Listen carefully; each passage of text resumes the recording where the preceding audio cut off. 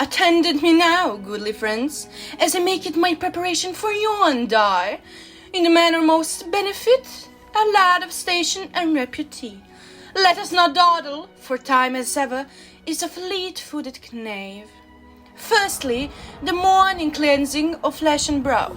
Ere the cock crowed thrice, I roused myself from slumber, cast off the coverlets of down, and make it towards the basin wherein cold water doth lie awaiting. With swift hand and shivering cheek, I doth wash it mine visage, for none may present themselves to society with the grime of sleep yet clinging to their brow. Secondly, the donning of garments most fine.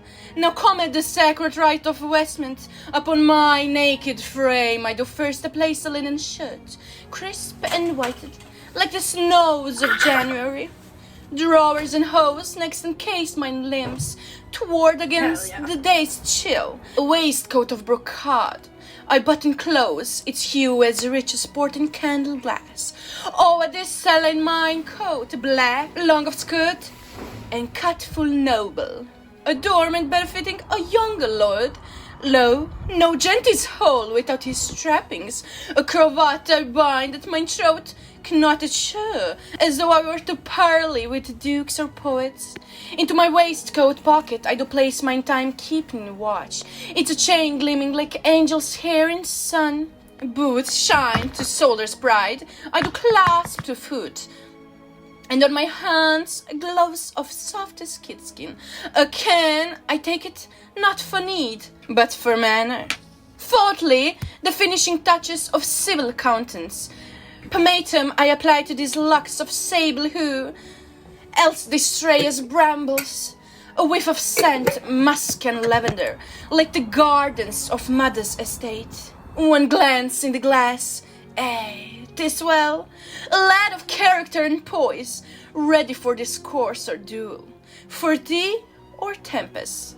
Fifthly, the decent from the upper chambers and the procuring of the midday fruit. And now, mine toilette complete and mine most proper, I take it leave of my chamber, that hallowed sanctum wherein dreams do dwell, and make it mine way toward the lower halls. With steady tread and booted footfall I descended the great stair of oak and echo, mine hand lightly skimming the banister, worn smooth by generations long past.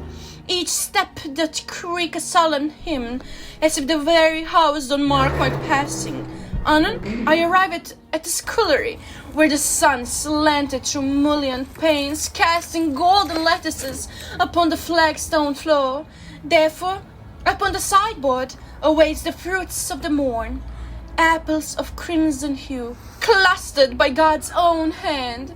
With gloved fingers I do select mine fare, an apple most fair and modest in girth, and thus provisioned, I retire to the parlour, where I shall peruse the day's gazette, partake of fruit, and muse upon matters both grave and whimsical, till the hour of luncheon call it. Sixthly, the gathering of the morning egg from the noble hen. Ere the clocks doth strike the hour of 10, and the sun creepeth higher, cross the eastern sky, I take it a moment to step beyond, and the great stone threshold, into the rare garden court, where the chickens roam in clocked liberty.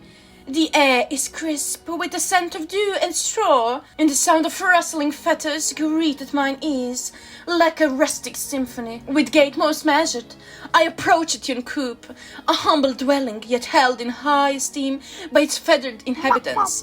There, beneath a wooden roost, upon a bed of hay, lay the soft and fragrant, rested a single egg, warm yet from the hen's own breast.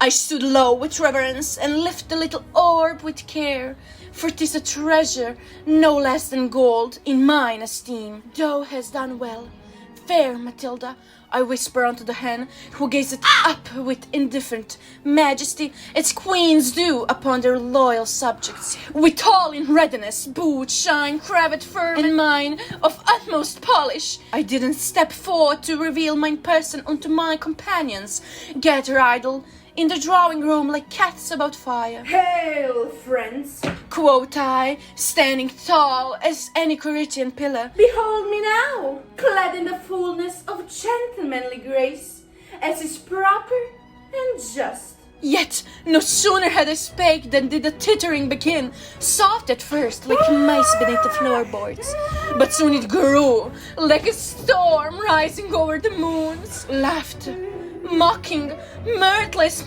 mordant laughter. One didst point at mine head and cry, "What folly is this? Hath a chimney sweep lost its stopper?" Another clutched his sides, exclaiming, Lo, he doth look as though he escaped a portrait, and wandered here by mistake. They words were daggers, each one, and though I bore them with face unmoved, with me did rise a fire, most dreadful. How dare they?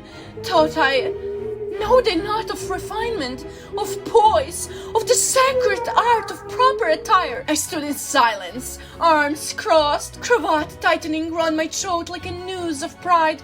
I spoke no word, for age is mine is better dressed in silence than in speech. Let their laughter echo, I thought, for it echoed only in empty halls. Blizonke. Blizonke? To